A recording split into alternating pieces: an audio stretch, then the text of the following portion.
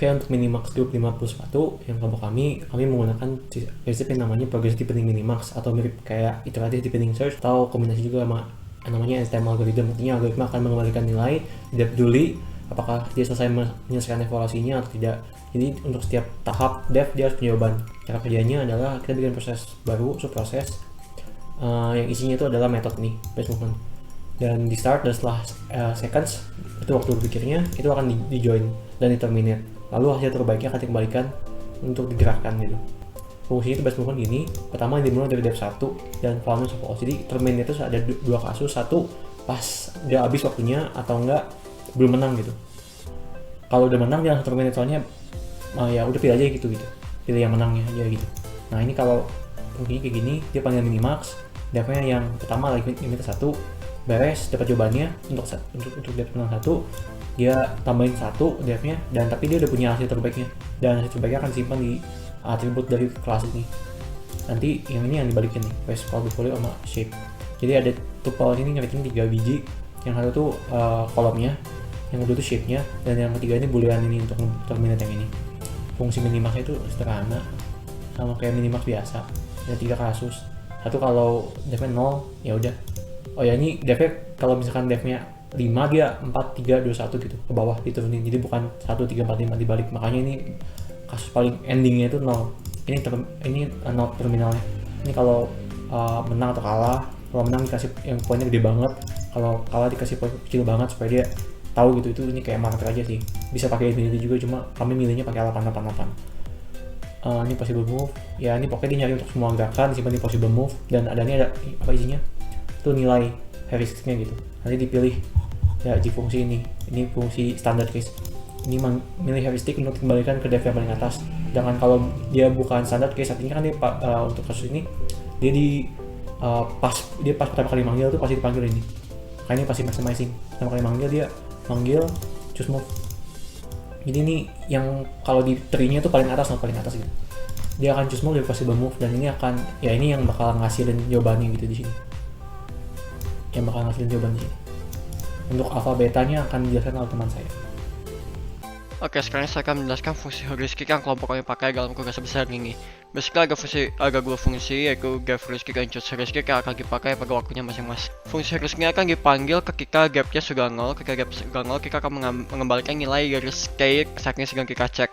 Dan perlu diperhatikan, fungsi heuristik ini akan mengembalikan dua recurrent, yaitu sum color dan sum shape. Nanti saya akan jelaskan. By the way, ini agak change yang belum di komik, yang basically cuma merapikan white space karena saya nggak tahu gara-gara linker siapa jadi begitu. Jadi ya udah saya rapiin aja cuma buat video ini doang. Nah, fungsi choose heuristik akan dipanggil ketika waktu dari minimax sudah habis atau standard case-nya. Jadi kita akan menyimpan semua nilai dari setiap skate yang mungkin, dan kita akan memilih yang terbaik dari siku itu.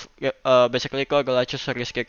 Nah, fungsi heuristik sendiri pretty straightforward. Kita akan ngeloop semuanya, semua kolom dan semua row, dan kita akan bagi beberapa kondisi. Pertama, kita hanya akan mengembalikan nilai apabila sel yang akan kita taruh piece itu adalah sel kosong, alias bisa kita taruh piece. Kondisi berikutnya adalah kalau kita sekarang mengecek di bagian paling atas, row paling atas, karena game simplistic yang kita mainin itu agak ngembaris dari 0 sampai 5 dan 7 kolom dari 0 sampai 6, maka dari itu kita akan bagi kasus. Kalau dia lagi paling atas, kita nggak mungkin ngecek ke atasnya lagi karena itu out of bound. Dari itu kita hanya cek sebelah kanan kirinya saja.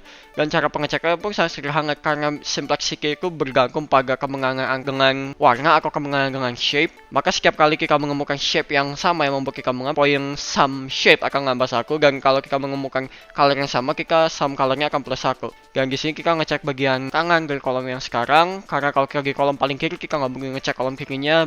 Begitu juga kalau kita lagi kolom paling kanan, kita nggak mungkin ngecek kolom kanannya, kita akan mengecek hanya bagian kirinya saja. Else kalau kita ada di kolom kanan, kita akan cek bagian kiri dan kanan. Begitu juga dengan kondisi apabila kita tidak ada di row paling atas, kita nggak hanya akan ngecek kiri kanan, kita juga akan ngecek bagian atasnya, karena bagian bawahnya akan di cover oleh iterasi yang sebelum-sebelumnya. Oh iya, fungsi heuristik itu akan mengembalikan dua nilai, yaitu sum color dan sum shape. Sum color itu adalah nilai yang kita dapat dengan hanya memperhatikan warna, dan sum shape itu nilai yang kita dapat dengan hanya memperhatikan bentuk.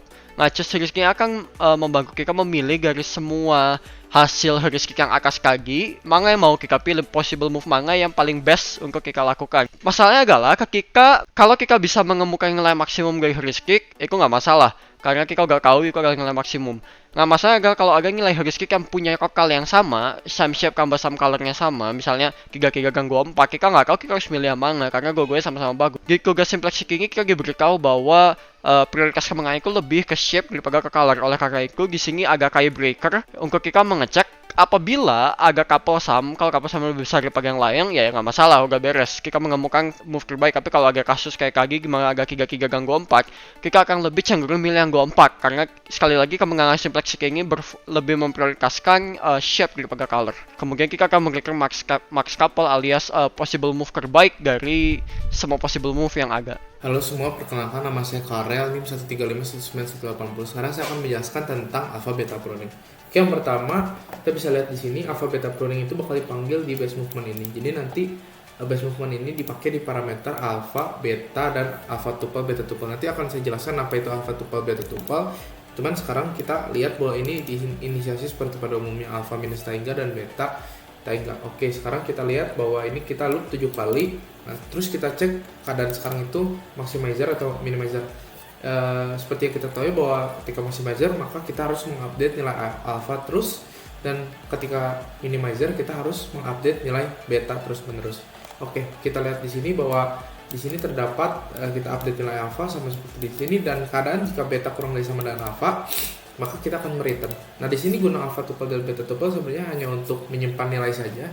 Jadi ketika dia break di sini kita bisa pakai nilainya tersebut. Jadi ini keadaan breaknya. Jadi misalkan kita sedang mencoba cabang ketiga gitu, iterasi ketiga, terus kita mengalami pruning, maka kita harus mereturn ininya. Jika maximizer kita harus mereturn beta tuple dan beta tuple, jika minimizer kita harus mereturn alpha tuple. Perlu diketahui bahwa alpha tuple dan beta tuple sebenarnya hanya menyimpan nilai saja. Dan perlu dilihat di sini bahwa alpha itu diupdate dengan skor sekarang, yaitu jumlahan dari skor warna dan shape. Kita cari nilai maksimumnya, sedangkan untuk beta kita cari minimumnya. Nah, untuk minimizer itu keadaannya jika beta kurang dari sama dengan alpha, kita harus pruningnya di sini.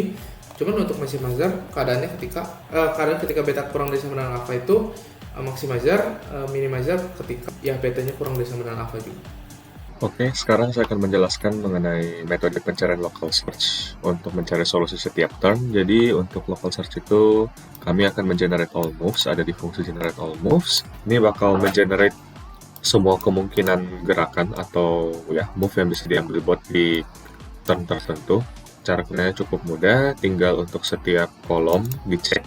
Kalau mau masukkan primary shape dia nilai heuristiknya berapa, kalau masukkan secondary shape dan nilai heuristiknya berapa. Nah, terus setelah dimasukkan ke dalam array of possible moves, itu nanti bakal disort berdasarkan nilai heuristiknya dari yang paling besar nilai heuristiknya atau paling optimal sampai yang paling tidak optimal, yang paling kecil. Harapannya nanti jadi bakal di min maxing dari yang itu move dengan nilai heuristik paling tinggi. Jadi untuk perubahannya di minimax itu sendiri ada tambahan ini parameter restart cuma untuk menandakan bahwa ini awal dari pencarian.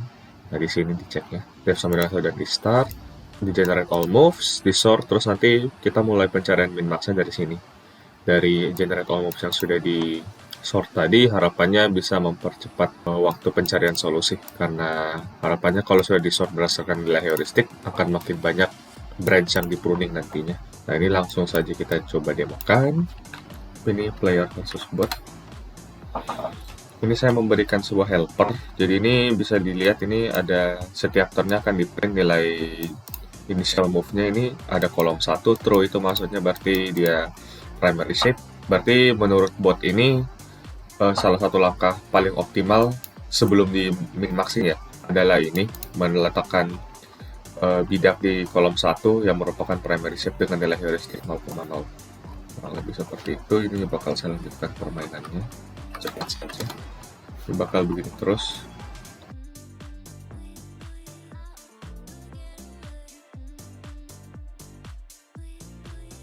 Kurang lebih seperti itu. Jadi setiap turnnya dia bakal mencetak jadi kayak seperti ini. Kalau dia memasukkan di 4 dan primary shape nilainya maksimum seperti itu. Oke, itu saja penjelasan mengenai local search.